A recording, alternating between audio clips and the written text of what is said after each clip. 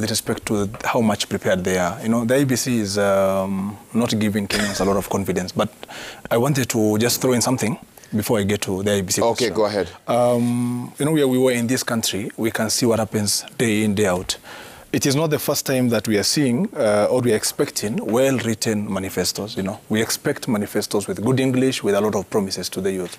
But I think, if I may even refer you to the National Youth Convention that was held in 2014, which I attended, the Deputy President had talked about a lot of things for the youth and even said that it's a very interesting and advantageous time to be within the youth bracket in our country. I think, Wahiga, we are at a point whereby every electoral regime, we come across manifestos, but those manifestos are never implemented. We are never given an opportunity to see or audit them with respect to what has been promised to us. Let me just give an example. The deputy that we are having in office at the moment has promised us a lot of things in 2013 and both in 2017. Today, he is nowhere to be seen. You know, he's even shying away from associating himself with the regime itself. But you know, when you look at the law and how we have voted for him, as we sit, he is the one who is enjoying the perks that come with the office of the deputy president, and he is the one as deputy president together with the president. You know, it was the presidency as a unit at the time, and that is what we expect them to again share with us as we go ahead to the next election. What the Honourable Sosioni is trying to tell us is, this time around, dear youth, we shall again give you a lot of promises. We shall show you a very good manifesto written in good English, but they are not answering the part that, hi, you are in office for 10 years. What have you done?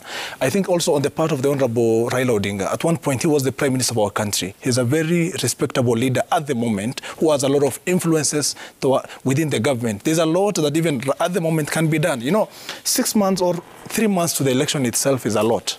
Today, we are about 40 days plus to the election. Why should we wait for come August? Why can't we do something about today? Why must we let Kenyans suffer at the moment, even as we wait for their good or well-written manifestos? That's what I'm saying.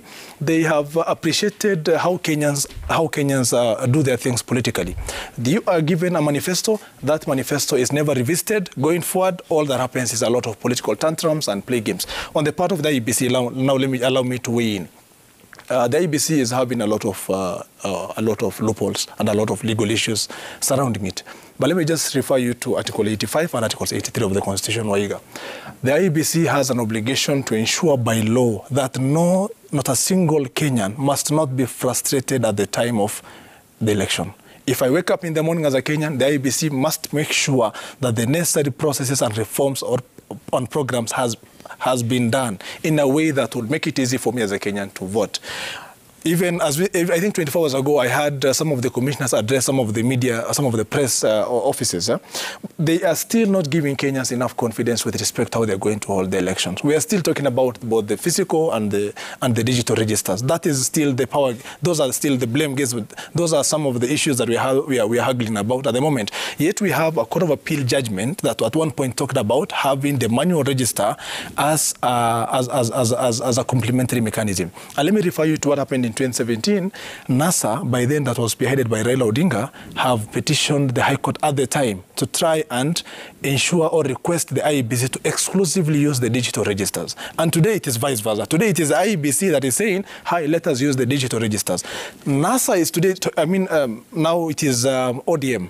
And Azimio la Umoja in particular is again talking about, let us use not just the digital register, but let us also use the manual register as a complementary mechanism.